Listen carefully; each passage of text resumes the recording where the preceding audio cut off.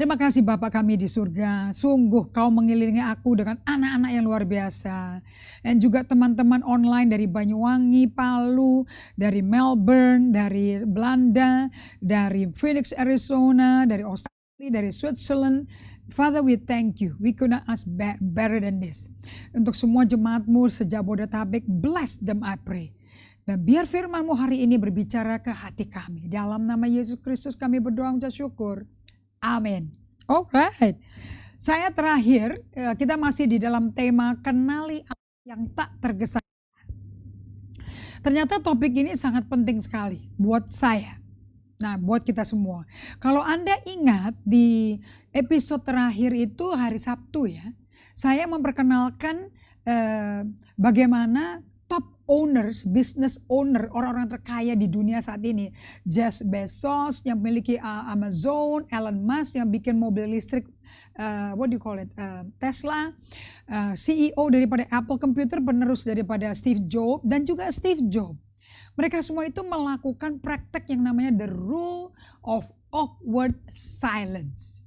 Alright? Nah, hari ini sebelum kita masuk ke sana, saya mau teruskan pada Anda inti daripada pengajaran ini kita ambil dari Yesaya. Dengan merosot terpuruknya kondisi moral, mental, akhlak daripada raja-raja Israel dan rakyatnya tentunya. Mereka meninggalkan Tuhan nenek moyang mereka dan melupakan kuasanya Dia.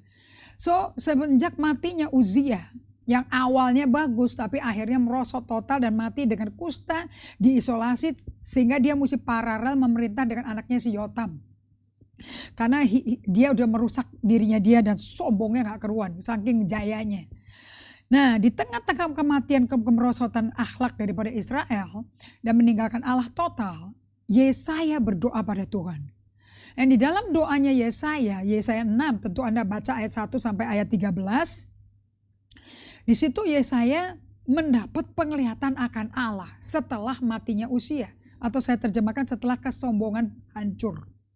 Dalam penglihatan tersebut dia melihat Allah indah luar biasa, kudus luar biasa, dia sampai kagum. Dan dia melihat jubah Allah memenuhi seluruh tahtanya. Namun dia melihat diri dia penuh kenajisan seperti orang Israel. Namun serafim datang dan menaruh bara di bibirnya, dia di mulutnya. Dan Allah berkata, tidak ada lagi dosa di kamu, kenajisanmu hilang. Di situ Yesaya melihat pribadi Allah yang penuh belas kasihan, penuh kasih sayang, penuh pengampunan dari akar kasih. Bukan ngampuni karena pilihan mau ngampuni, tapi based on his love, is so gracious. Kemudian Allah berkata, siapa yang akan gue utus? Dan Nabi Yesaya berkata, utus aku, ini aku. Dan tidak pernah dia mimpi, dia akan diutus ke bangsa yang mendengar tapi gak paham, melihat tapi tidak mengerti. Mereka mencium tapi gak bisa tahu apa-apa. Terus Yesaya berkata, aku suruh khotbah ke mereka menyampaikan kabar baik ini berapa lama? Sampai mereka punah, biar 10% aja orang masih hidup tak punahin sekalian, sampai tinggal tunggul. Maka Anda bisa lihat gambar tunggul di situ. Sampai Anda melihat tunggul yang mati itu tanah mati. Tapi akhirnya Tuhan berkata, akan menjadi tunas yang kudus. So di sini saya menyampaikan kepada Anda bagaimana memimpin di tengah kematian. Nah, sebagai pemimpin, kepemimpinan kita tuh baru kelihatan pada waktu kita ngalami everything is dead. Waktu semuanya merosot mati. Kalau kita parno, kalau kita stres dan bikin keputusan sendiri tanpa menanti Tuhan, then we are not a leader. Sebab leadernya Tuhan tidak tergesa-gesa. Ingat topik kita. Nah, kalau nggak tergesa-gesa ngapain dan? Well, sebagai leader kita mesti tahu, ini poin kedua ya.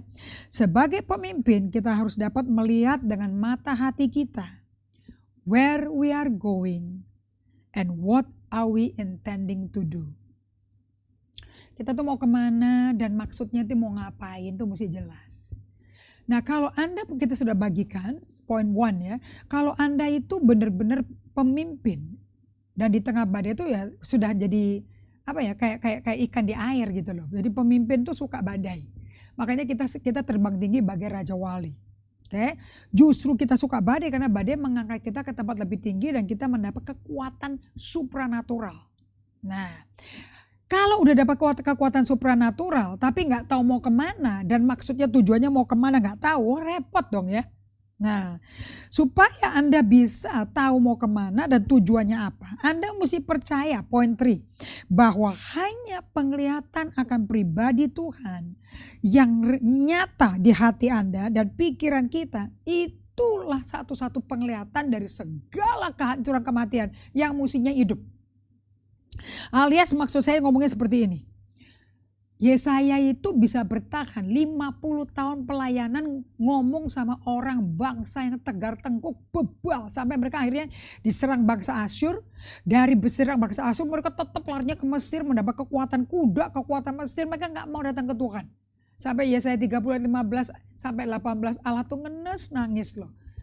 Gini deh, kamu tuh dengan bertobat, berdiam diri ya, itu letak kekuatan kamu. Kamu tenang deh, di situ dapat keselamatan kamu. Aku ini Allah yang rindu memberikan kamu kasih karunia. Ini di tengah-tengah serangan Asyur, nggak mau. Tetap pakai kuda, tetap ke Mesir minta pertolongan.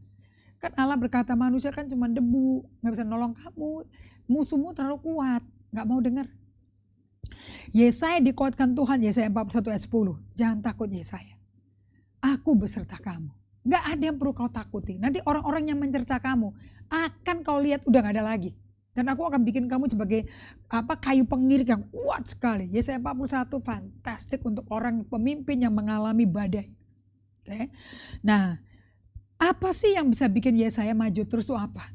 Sampai akhir hayat hidupnya dia. Cuma satu. Penglihatan Allah di takhta duduk itu nyata di hidup dia.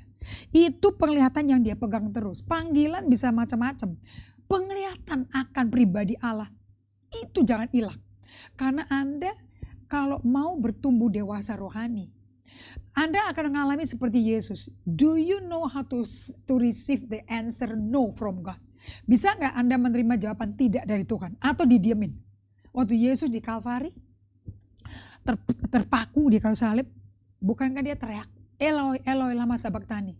Bapakku, kenapa kau tinggalkan aku? Do you know? Allah gak jawab. Didiemin loh. God was silent. No answer.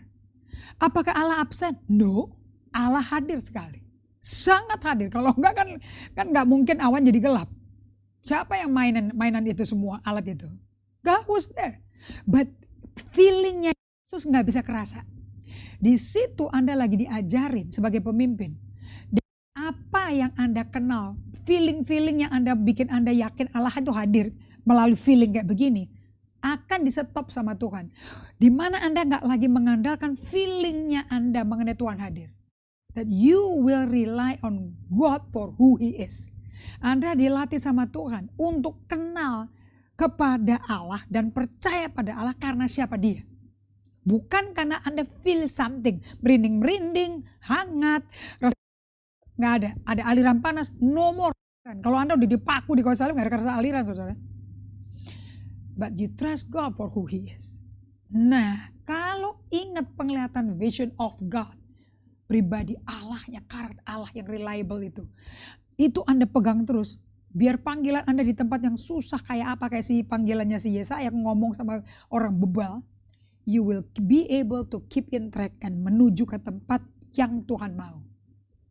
So di sini saya tulis, saya review lagi ya.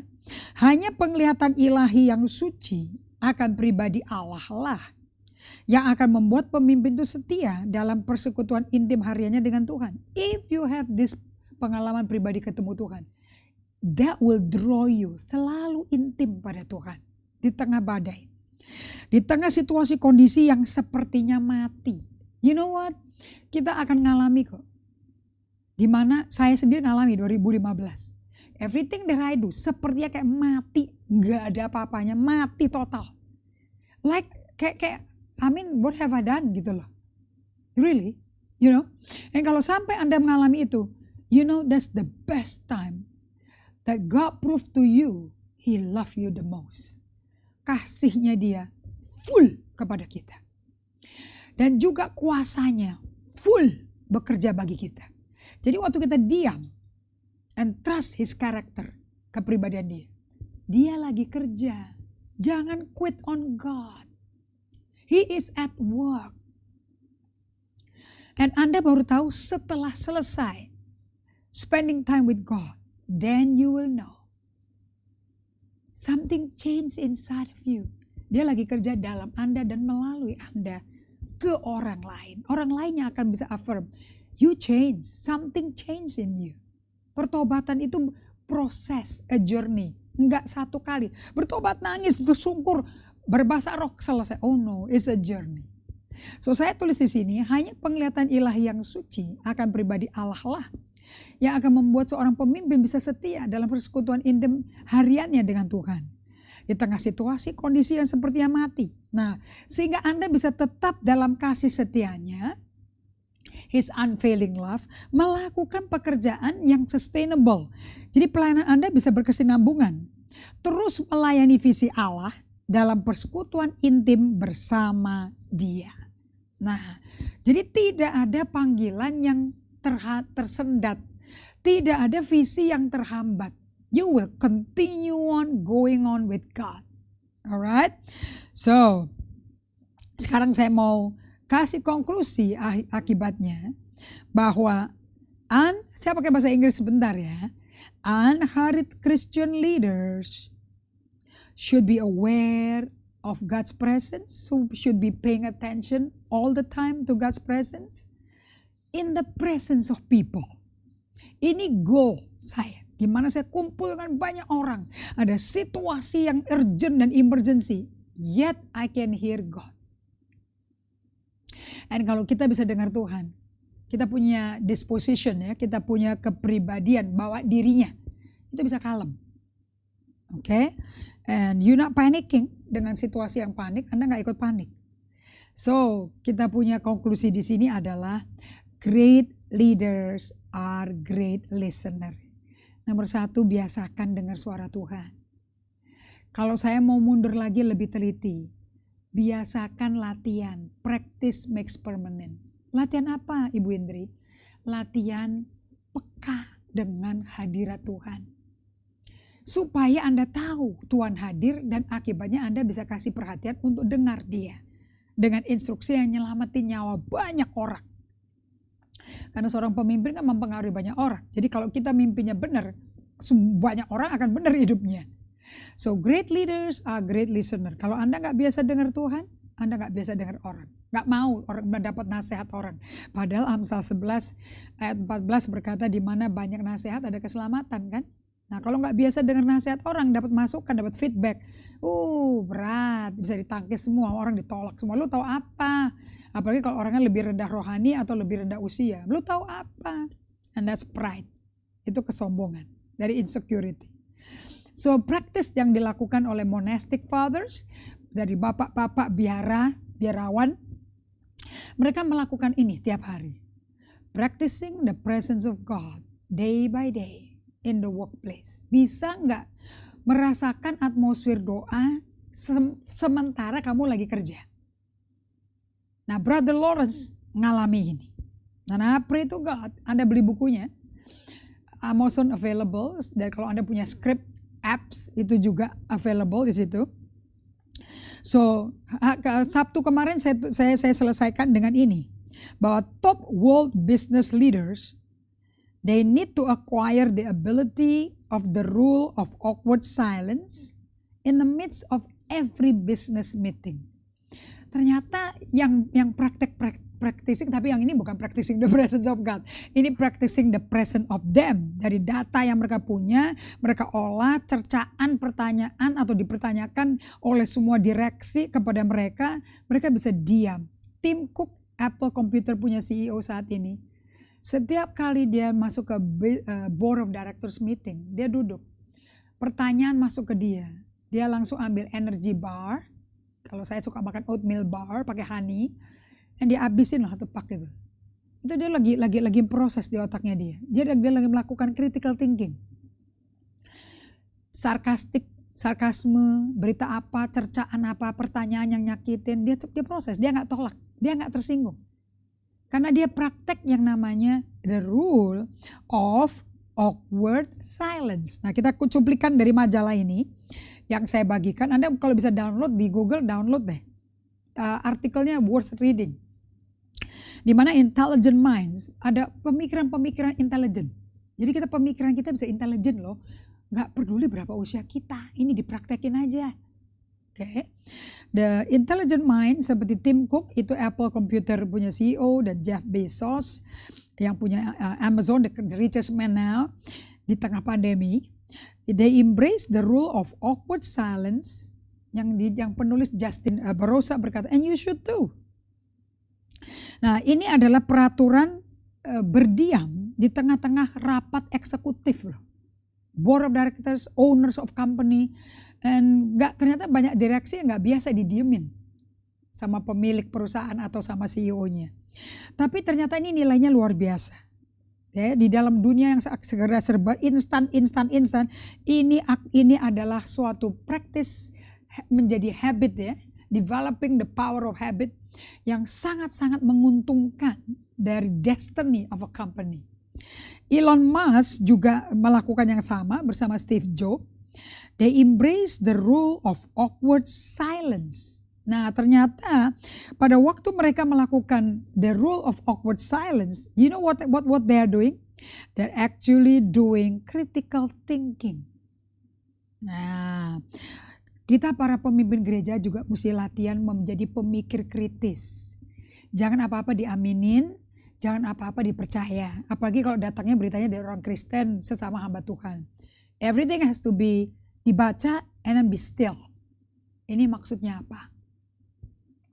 Nah, ternyata the rule of awkward silence itu bagian pencetusan dari hidup dengan ilmu yang namanya emotional intelligence atau emotional quotient.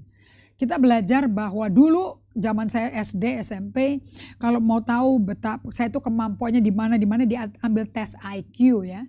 Sekarang yang diambil tesnya adalah EQ, emotional quotient atau emotional intelligence. Apakah emosi kita intelijen apa enggak?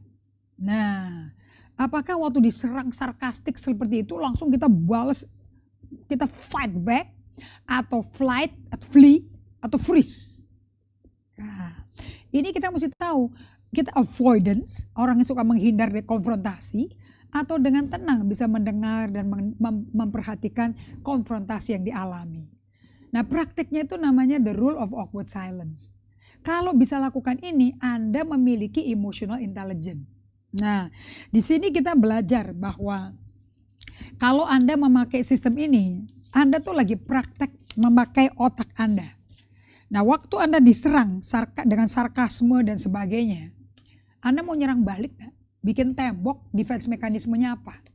Sehingga Anda gak bisa dengar orang ngomong, dan Anda juga gak bisa mungkin dengar suara Tuhan di blok. Steve Jobs setelah dia balik dari Next kembali ke Apple, dia mendapat serangan dari waktu dia bikin World Conference. Ada open Q&A. Nah, waktu dia bicara di open Q&A, dia ada yang menanyakan dia perkataannya cukup sarkastik. Hey Job, katanya, you don't know what you're talking about. Sarkastik loh ngomongnya. And you know apa yang dilakukan Steve Jobs? Dia duduk dengan tenang. Dia gak mainan pensil ketok-ketok. Dia duduk dengan tenang, you know. And dia ambil minum. Dia minum segelas, satu sip. Oke. Kemudian dia diam aja. Dalam waktu 30 detik. Terus dia jawab. Jawabannya dalam. Dan mempengaruhi masa depan Apple Computer.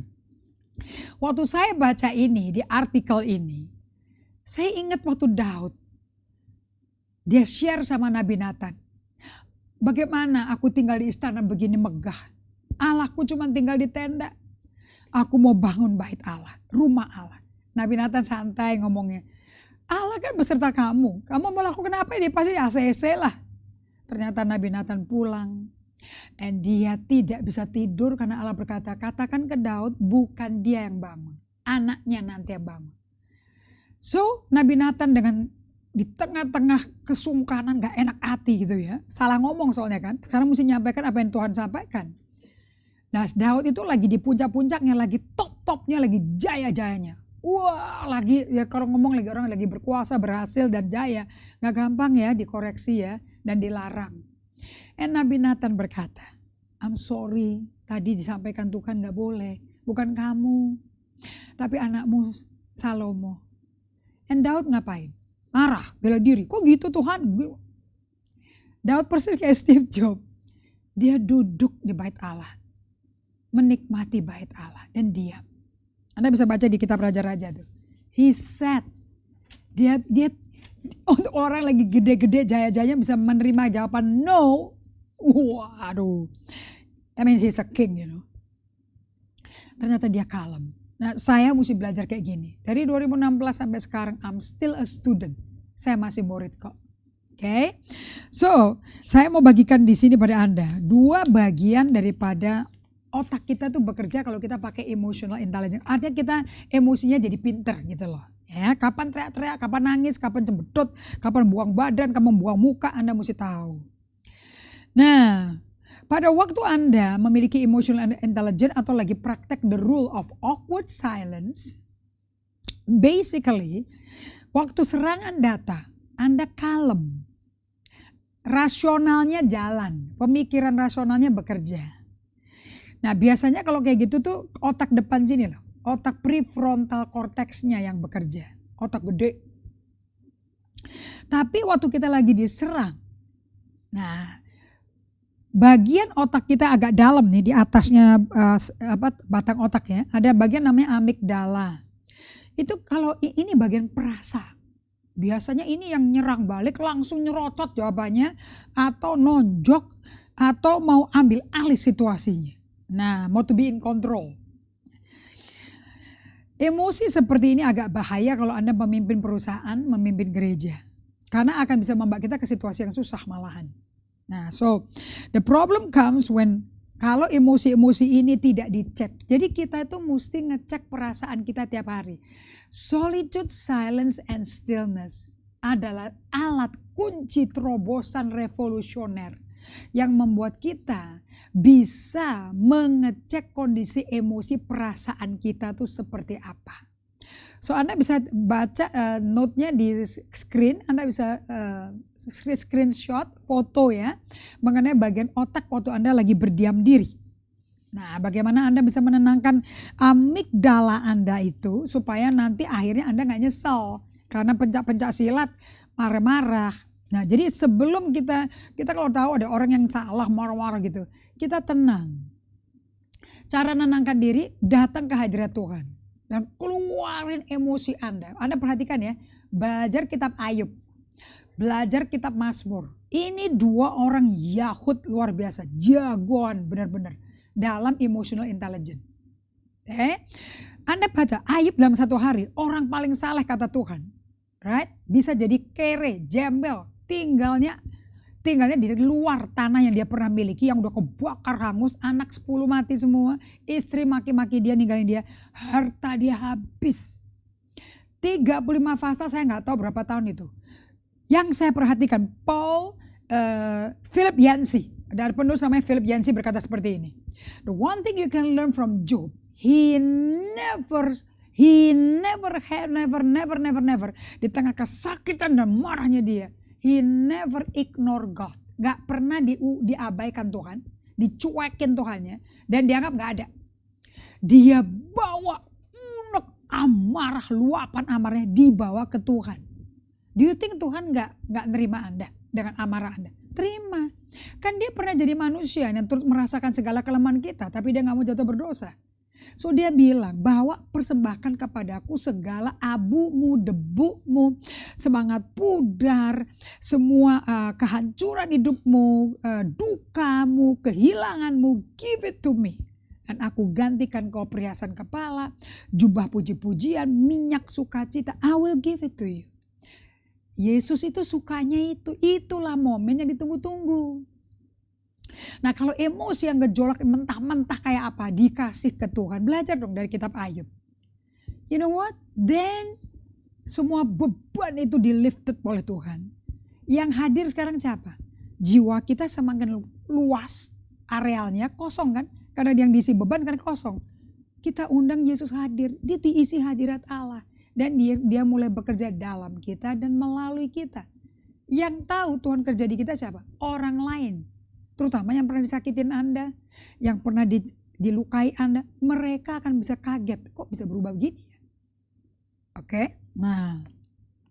So this emotional intelligence is a must. Kenapa sih kok pentingnya? Nah, emotional intelligence ini akan memberikan kepada Anda, kalau Anda izinkan ya, Anda bisa matiin suara eksternal dan internal dalam Anda loh. Dan fokus kepada apa ini orang ngomong. Solitude challenge itu penting karena itu praktek untuk membiasakan diri di hadirat Tuhan. Jadi kenalan sama hadirat Tuhan.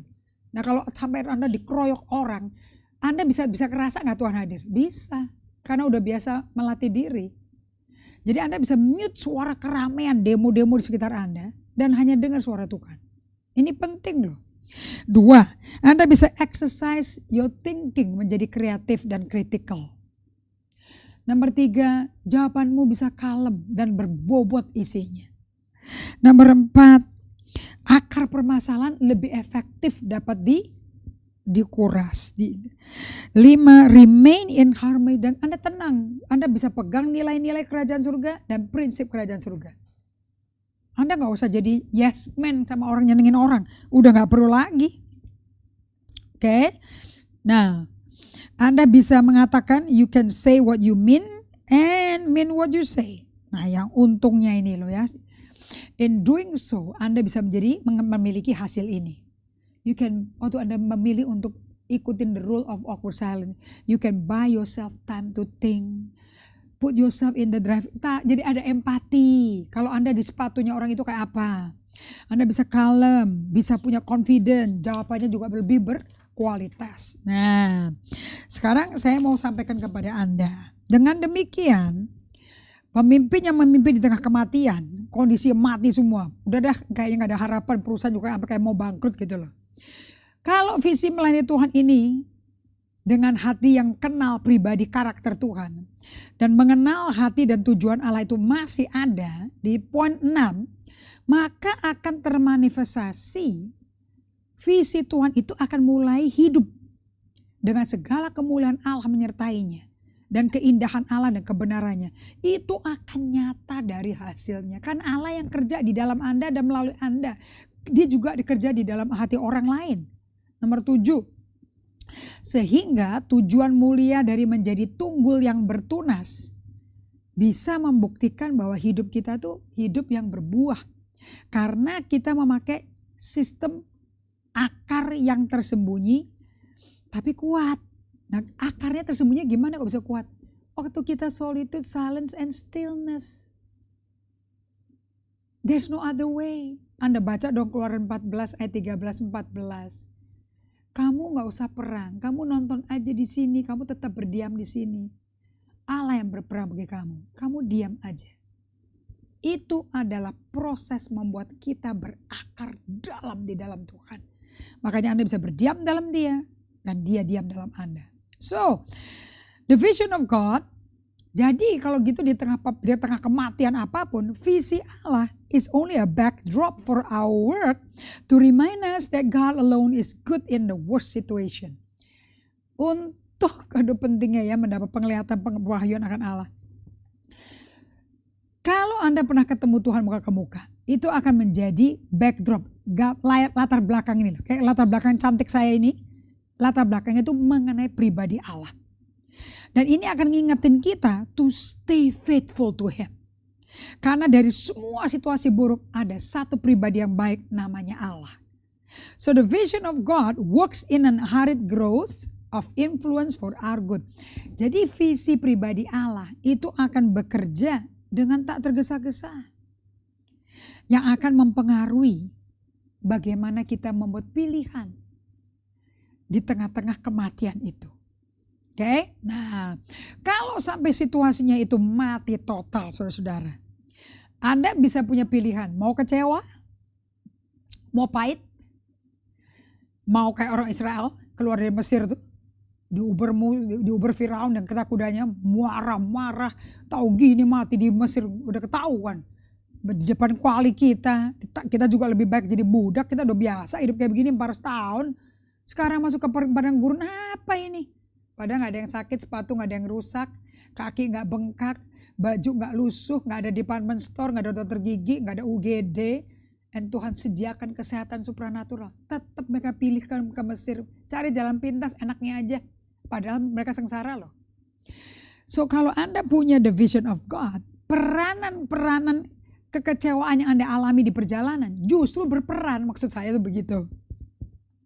Nah, peranan-peranan masa lampau yang penuh kekecewaan, kesulitan masa kini, di pandemi gelombang kedua PSBB di Jakarta, justru ini akan bisa apa yang kayaknya mematikan kita, jadi kemuliaan Allah. So if you suffer from pain, disappointment, ekonomi hancur, perkawinan kayak udah mau mati, karena perang terus, karena pada ketakutan gak ada uang, kurang uang. Listen to me. Justru itu bisa jadi aset yang luar biasa bagi Anda. Kita baca ya di 2 Korintus 12 ayat 7. Nah saudara-saudara, dan supaya aku jangan meninggikan diri nih ya, karena penyataan-penyataan yang luar biasa. Anda tahu kan 14 hari dia di padang gurun Arab, wah penglihatan Allah, dia sampai gak boleh ngomong ke orang karena begitu luar biasa. Supaya gak sombong juga, dikasih duri kan, utusan setan tuh. Aku supaya gak meninggikan diri karena penyataan yang luar biasa itu, maka aku diberi suatu duri di dalam dagingku, yaitu seorang utusan iblis untuk menggocok aku, supaya aku jangan meninggikan diri. Jadi musuh kita apa saudara? Sombong, tinggi hati, arogan. Nah, ayat 8, tentang hal itu aku sudah 3 kali berseru minta duri itu disingkirkan loh, supaya utusan iblis itu mundur daripada aku. Lihat jawaban Tuhan. Yesus menjawabnya menarik sekali. Yesus gak ada problem kita menderita saudara. Gak ada problem.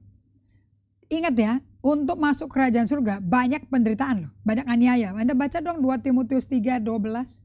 Filipi katakan juga itu. We are called to suffer, to bear pain together with Jesus. Ayat 9. Tetapi jawab Tuhan kepadaku, cukuplah kasih karuniaku bagimu. Sebab justru dalam kelemahanku lah kuasa itu menjadi sempurna. So berarti kuasa Allah at work dong. Waktu kita lagi ancur-ancur on the lowest pit of the lowest. Udah ancur, muka tuh udah dilumpur, udah rusak nama reputasi kita.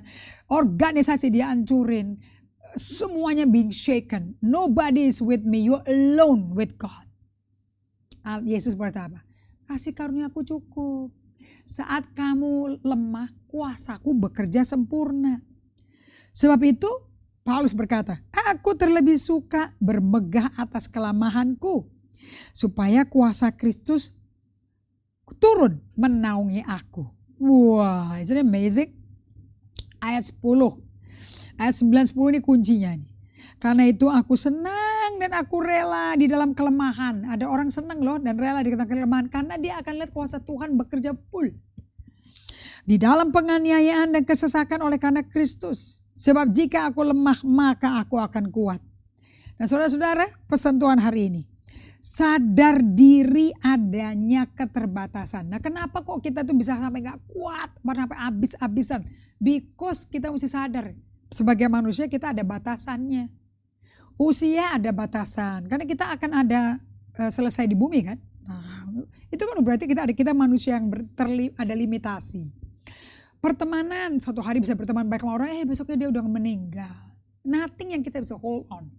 The only thing that we can hold on is the person pribadi Yesus. Bukan manusia dan barang dan materi.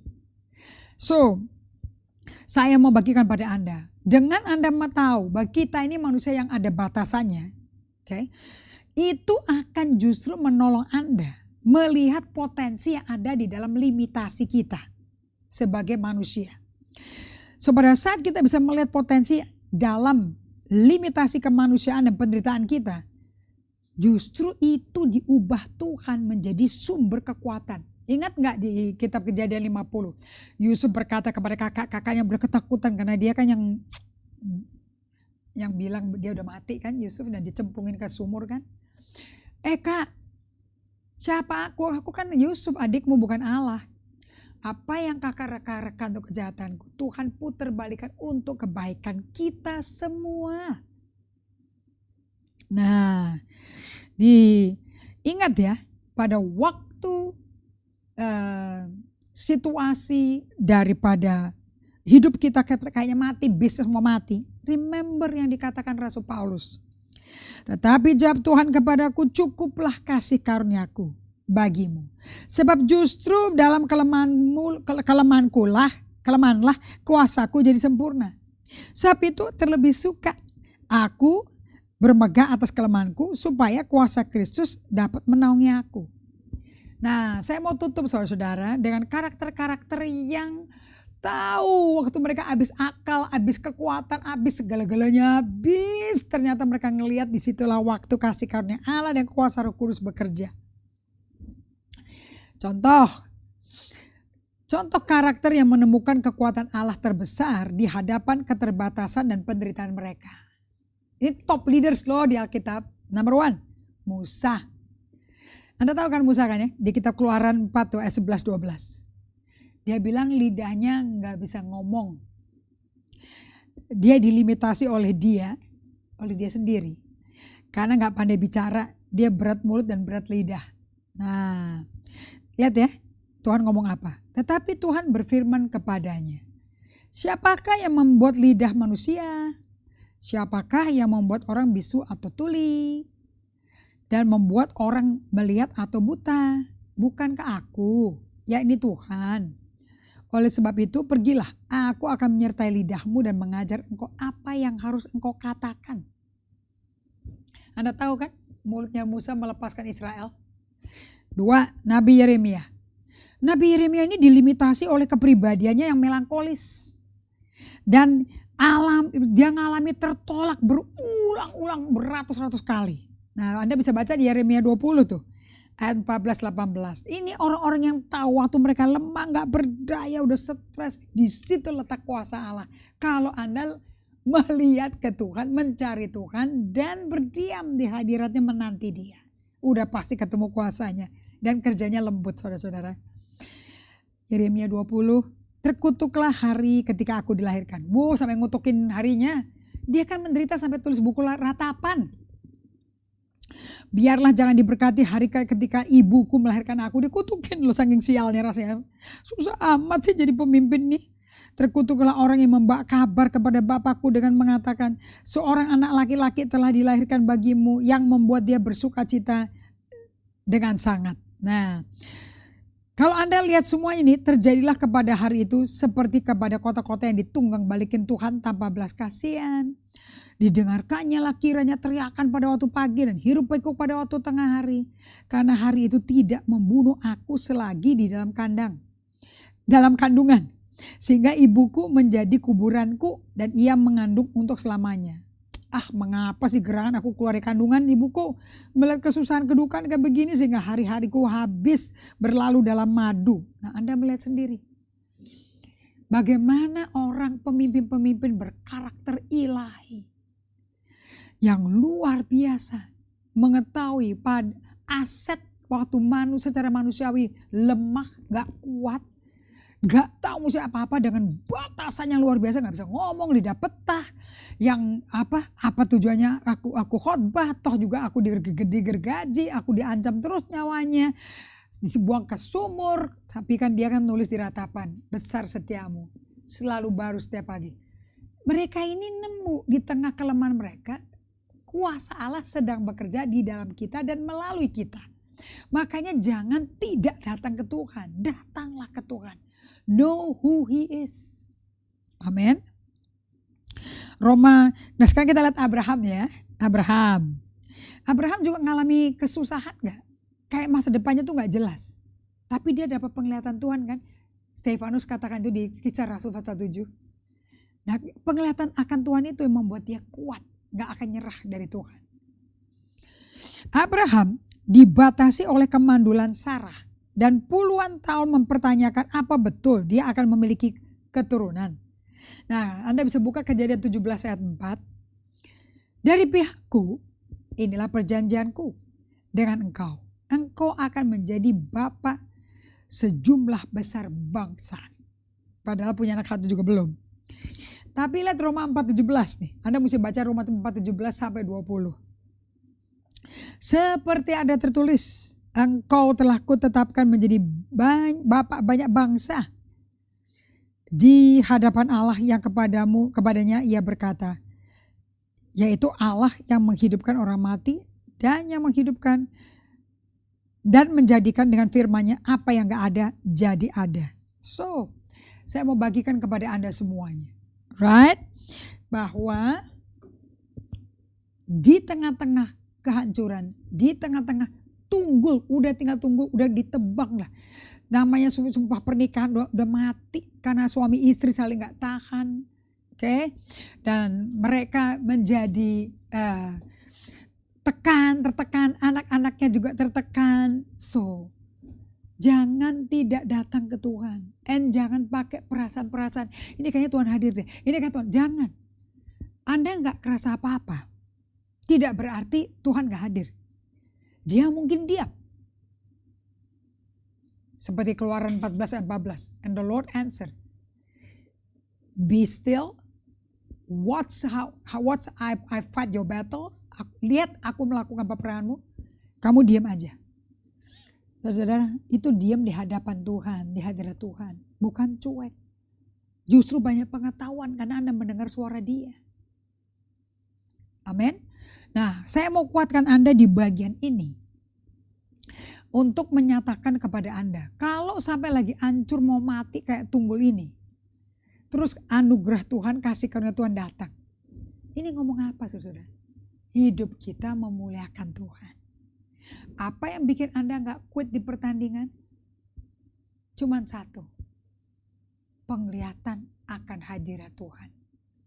Kalau itu ada di backdrop daripada visi Anda, pasti tercapai. Enggak mungkin gak tercapai. Baik, dari saya mau ucapkan terima kasih. Dan yang ini saya mesti pelan-pelan ya, karena betul-betul Anda mesti praktekkan. Pilih jalur ketenangan Tuhan. Pilih jalur di mana Anda menanti Tuhan. Jangan cari jalur pintas. Jangan cari jalur yang gampang aja, hampir nggak ada rintangan.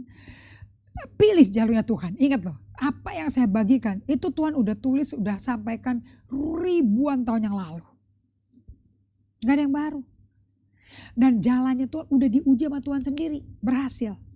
Nah kalau Anda ikut jalannya Tuhan dan berhasil, Anda tidak perlu di-acknowledge siapapun di bumi ini. Anda akan datang menjadi ambasador, duta besar kerajaan surga. Amin. Baik, kita doa ya. Bapa kami di surga, sungguh Kau Allah yang sabar, panjang sabar sama kami. Sungguh Kau Allah yang baik.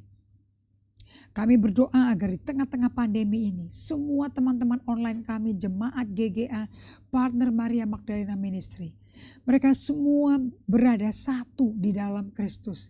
Berada satu di dalam hadirat Tuhan. Dan aku berdoa, saat kami seperti hancur-hancuran, ingat Bapa, ingatkan kami, tolong kami. Roh Kudus ingatkan kami. Di situ kuasa kebangkitanmu bekerja. Apa yang mata belum pernah lihat, belum pernah timbul di hati, belum pernah timbul di telinga. Itu yang Tuhan lakukan.